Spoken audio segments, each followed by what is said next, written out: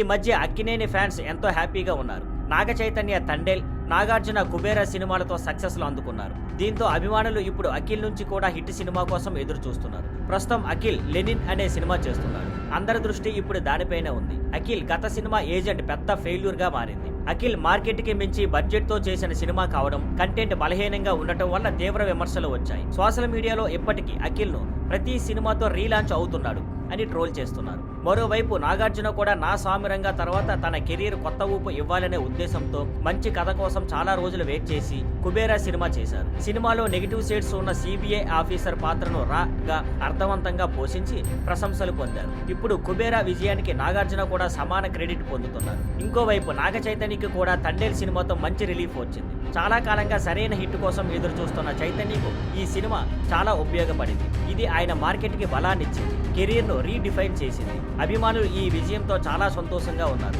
ఇప్పుడు అఖిల్ కూడా లెనిన్ అనే సినిమాతో అదృష్టాన్ని పరీక్షించుకుంటున్నాడు. ఈ సినిమా డైరెక్టర్ పెద్దగా ఫేమస్ కాదు, కానీ నాగ్ చైతు సక్సెస్ అవ్వడంతో అఖిల్ సినిమాపై కొంత పాజిటివ్ వైబ్ నెలకొంది. ఇక చూడాలి ఈసారి అఖిల్ విజయ మార్గంలో పయనిస్తాడా లేదా.